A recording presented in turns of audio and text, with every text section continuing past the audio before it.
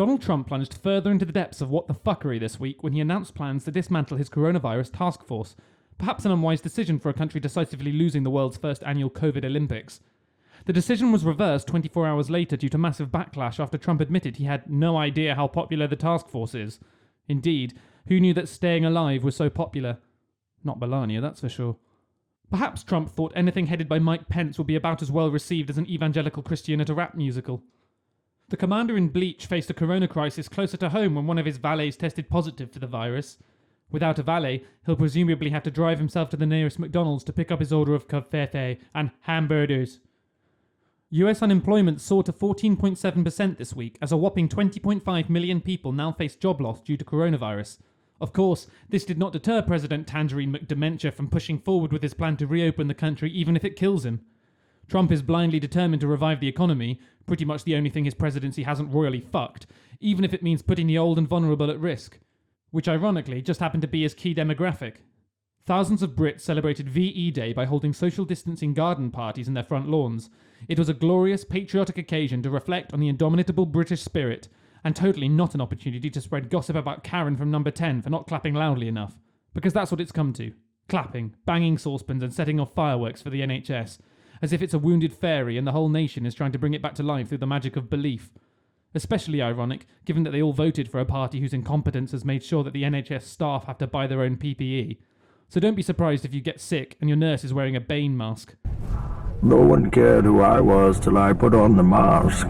Unfortunately, the NHS needs all the clapping it can get, as clearly they won't be getting any actual funding anytime soon.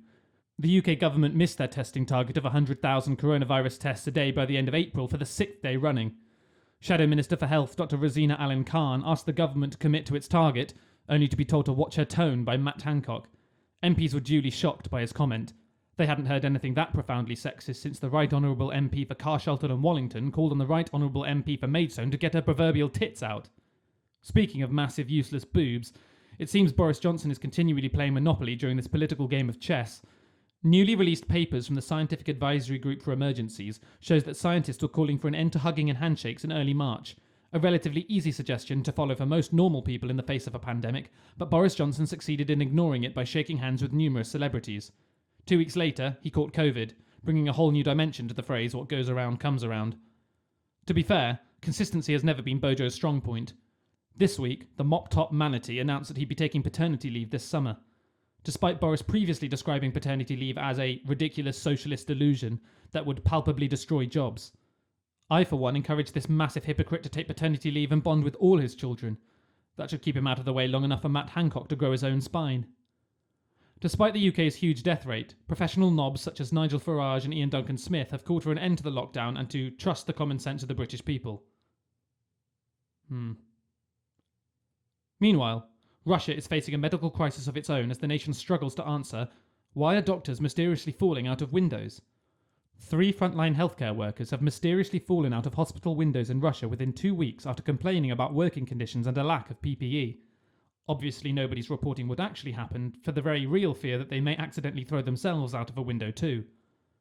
On the other side of the world, the Venezuelan government foiled a bungled incursion by rebel militia to overthrow President Nicolás Maduro, alleged dictator and Tom Selleck impersonator. Suggestions that the US was behind the coup have been denied by Trumpington, who claimed, "If I wanted to go into Venezuela, I wouldn't make a secret about it." And for once, his story checks out, as he clearly would have tweeted the plans, retweeted the secret agents involved, and bragged that nobody does coups quite like him.